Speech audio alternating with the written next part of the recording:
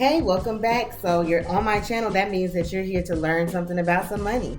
In my last video, we talked about the basics about what a stock is, what the stock exchange is, and just how to know what it is that you're investing in, whether it's public or private, government or private companies. So, when you're buying a stock, you're getting a certificate of ownership. But now let's talk about the different types of, one of the different ways that you can invest. Sometimes you can buy individual stocks, and then other times you can pool your money together in a fund, and you can have more purchasing power, and you can diversify a lot easier. So let's start out with that. Now you ask me, why do you want to diversify? Well, you want to diversify because if you think about it, everything isn't going wrong all at once. Like even take, for example, COVID. People stopped going to amusement parks. So if you were invested in Walt Disney, things like that, Walt Disney attractions, then maybe you might have some type of drop in your investment, right? But at that same time, so many pharmaceutical companies like Pfizer and Moderna that were actually trying to develop a vaccine, their stock value went up consistently and still is.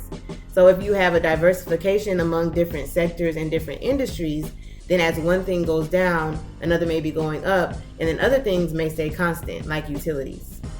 Easier. So let's start out with that. What makes a fund more preferable to just buying individual stocks?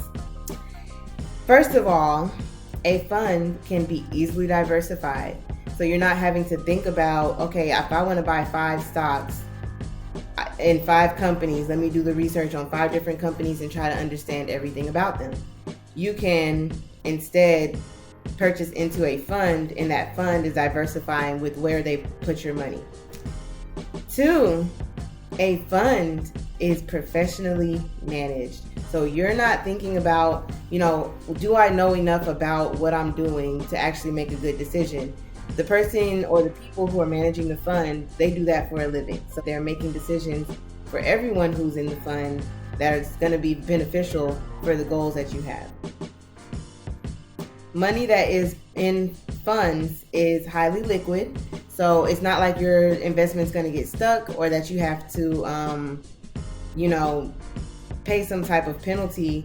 Usually what you're going to do is you're going to sell your shares, and they're going to buy them back from you, and you're going to get your money back out. So it's highly liquid, it's easy to get your money out, and it's also, just something that you can be able to count on. If you need your money out of it, you can probably get it in a matter of 48 to 72 hours. Or we like funds because they allow you to make money in different ways. You can make money on interest, you can make money on dividends, and you can make money on capital appreciation, which just overall means that your fund and what the fund is invested in has become more valuable.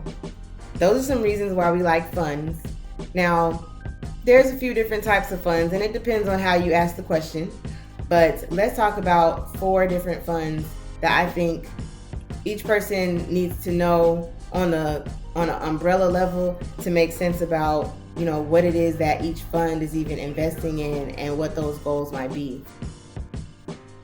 So the first type of fund we're going to talk about is money markets.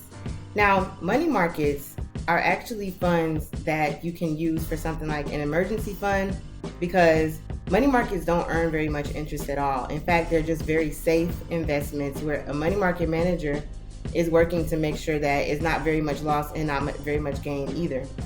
What they're working to do is make sure that your money stays constant. So if you have an emergency, you can go to that and know that you haven't lost money on your investment. Then you have stock funds, and those are funds where when you pool your money together with other investors, the money manager is going to be managing the fund to invest in stocks. So it's going to be multiple different companies you're invested in, but they're all going to be stocks and private companies.